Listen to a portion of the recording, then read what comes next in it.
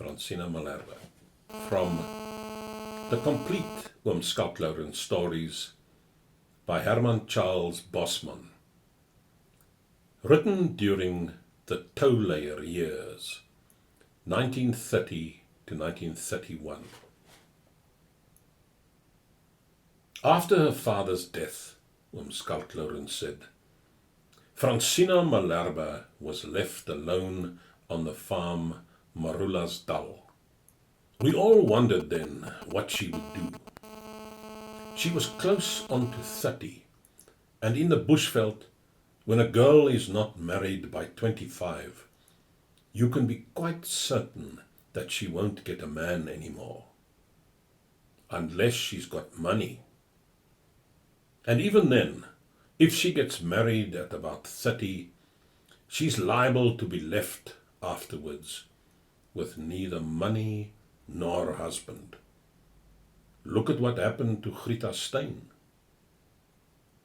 But with Francia Malherbe, it was different.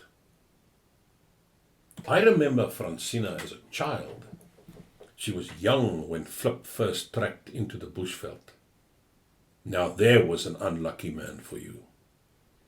Just the year after he had settled on Marula's-Dal, the rinderpest broke out and killed off all his cattle. That was a bad time for us all, but Flip Malherbe suffered most. Then, for the first time that anybody in the Mariku district could remember, a pack of wolves came out of the Kalahari, driven into the Transvaal by the hunger. For in the Kalahari, nearly all the game had died with the rinderpest. Marula's-Dal was the nearest farm to the border, and in one night, as Flip told us, the wolves got into his kraal and tore the insides out of 300 of his sheep. This was all the more remarkable because Flip, to my knowledge, had never owned more than 50 sheep. Then Flip Malherbe's wife died of the lung disease, and shortly afterwards also his 2 younger sons, who were always delicate. That left only Francia, who was then about 15.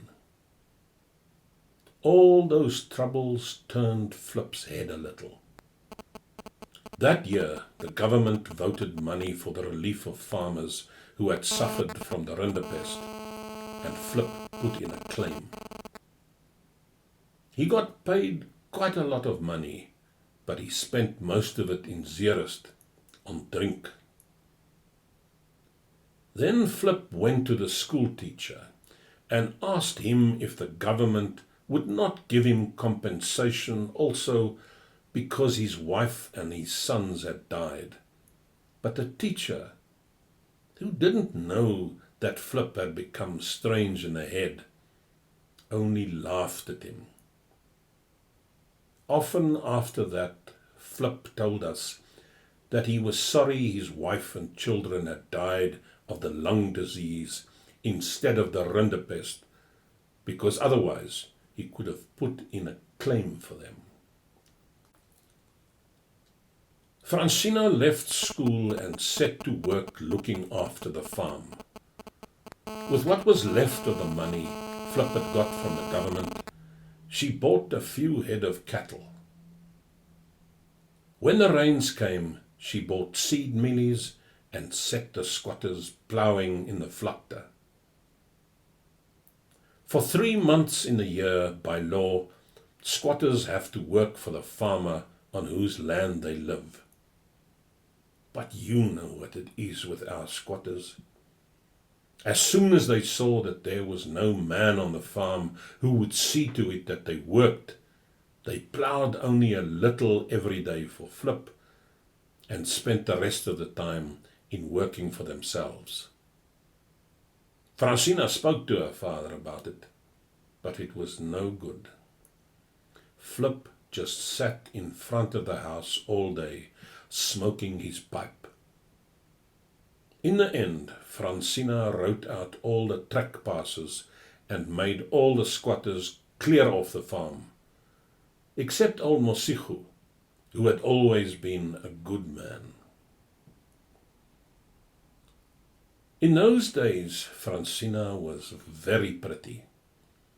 She had dark eyes with long lashes that curled down on her red cheeks when her eyes were closed. I know, because I usually sat near her in church, and during prayers I sometimes looked sideways at her. That was sinful, but then I was not the only one who did it. Whenever I opened my eyes slightly to look at her, I saw there were other men doing the same thing. Once a young minister, who had just finished his studies at Potchefstroom, came to preach to us, so that we could appoint him as our predikant if we wished. But we did not appoint him. The ouderlings and diakens in the church council said that perhaps they could permit a minister to look underneath his lids when he was praying, but it was only right that his eyes should be shut all the time when he pronounced the blessing. For the next 2 years, I don't know how Francina and her father managed to make a living on the farm, but they did it somehow. Also, after a while, they got other families to squat on the farm and to help old Mosichu on the lands with the ploughing time. Once Flip left his place on the front stoep and got into the mule cart and drove to Zeerust. After 2 days, the hotel proprietor sent him back to the farm on an Indian trader's wagon. Flip had sold the mules and cart and bought drink. Shortly after that, I saw Flip at the post office. The dining room of Hans Velman's house was the post office, and we all went there to fetch our letters. Flip came in and shook hands with everybody, in the way we all did, and said good morning. Then he went up to Hans Velman and held out his hand. Velman just looked Flip Malherbe up and down and walked away. But with all his nonsense, Flip was sane enough to know that he had been insulted.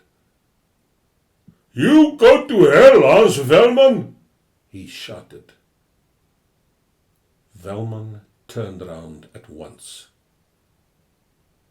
"My house is the public post office," he said. "So I can't throw you out.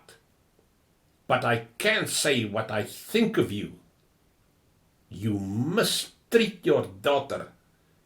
You're a low, drunken mongrel." We could see that Flip Malherbe was afraid, but he could do nothing else after what the other man had said to him. So he went up to Velman and hit him on the chest. Velman just laughed and grabbed Flip quickly by the collar. Then he ran with him to the door, spun him round, and kicked him under the jacket. "Filth!" he said, when Flip fell in the dust. We all felt that Hans Velman had no business to do that. After all, it was Flip's own affair as to how he treated his daughter. After that, we rarely saw Flip again. He hardly ever moved from his front stoep. At first, young men still came to call on Francina, but later on they stopped coming, for she gave them no encouragement. She said she could not marry while her father was still alive, as she had to look after him. That was usually enough for most young men. They had only to glance at Flip, who of late had grown fat and hearty-looking, to be satisfied that it would still be many years before they could hope to get Francina. Accordingly, the young men stayed away. By and by, nobody went to the Malherbe's house. It was no use calling on Flip, because we all knew he was mad. Although often, when I thought of it, it seemed to me that he was less insane than what people believed. After all, it is not every man who can so arrange his affairs that he has nothing more to do except to sit down all day, smoking and drinking coffee. But although Francina never visited anybody, she always went regularly to church. Only as the years passed, she became faded, and no more young men looked at her during prayers. There were other and younger girls whom they would look at now. She had become thinner, and there were wrinkles under her eyes. Also, her cheeks were no longer red, and there was always enough fresh-looking girls in the bushveld, without the young men having to trouble themselves overmuch about those who have grown old. And so the years passed, as you read in the book. Summer and winter, and seed time and harvest. Then one day, Flip Malherbe died. The only people at the funeral were the Beckers, the Van Vierens, my family, and Hendrik Oberholster, the ouderling who conducted the service. We saw Francina scatter dust over her father's face, and then we left. That was the time when we began to wonder what Francina would do. It was 15 years since her mother had died, so that Francina was now 30, and during those 15 years she had worked hard and in a careful way, so that the farm Marulasdal was all paid, and there were plenty of sheep and cattle, and every year they sowed many sacks of mealies. But Francina just went on, exactly the same as she had done when her father was still alive. Only now the best years of a woman's life were behind her. And during all that time, she had had nothing but work. We all felt sorry for her, the womenfolk as well, but there was nothing we could do. Francina came to church every Sunday, and that was about the only time that we saw her. Yet both before and after church, she was always alone, and she seldom spoke to anybody.